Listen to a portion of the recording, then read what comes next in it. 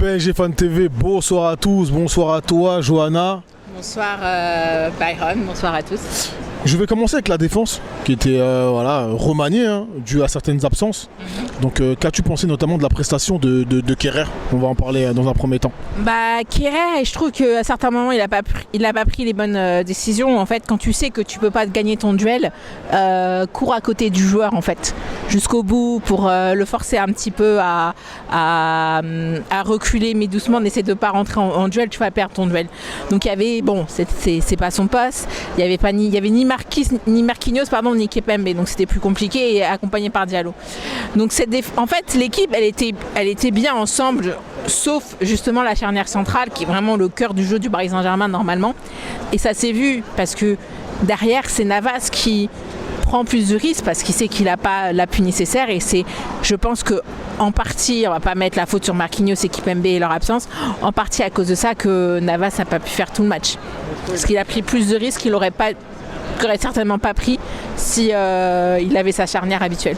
D'accord. Et comment as-tu trouvé du coup les latéraux, notamment Hakimi ce soir? Hakimi et Bernat, j'ai bien aimé parce qu'ils pouvaient aller plus de l'avant, puis il y avait avec le milieu qui est pour moi un milieu à 3 enfin, donc ça peut plus se projeter sur l'avant. On n'avait pas une défense avec les 4 fantastiques, et donc ça c'est bien. Donc ça a permis. C'est parce que Di Maria était suspendu.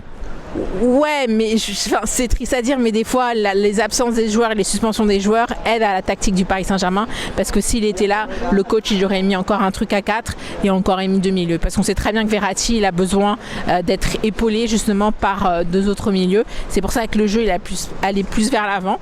On a tout de suite vu dès les 2 premières minutes Mbappé, magnifique but, hein. Il a fait une frappe peut-être à une centaine de mètres du but, j'en sais rien, je suis pas très bonne pour calculer.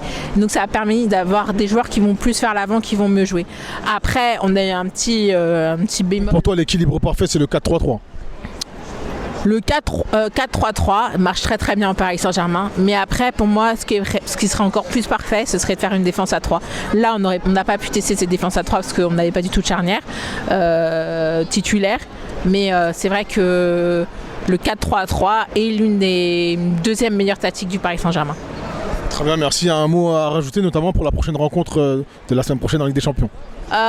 J'espère qu'on va gagner, et puis un mot surtout pour les 30 ans du virage Auteuil. Il y a eu le feu en sens propre et figuré ce soir, et non, ça fait plaisir de voir les joueurs avec la bannière pour célébrer justement ce beau virage. Voilà. Merci à toi. De rien.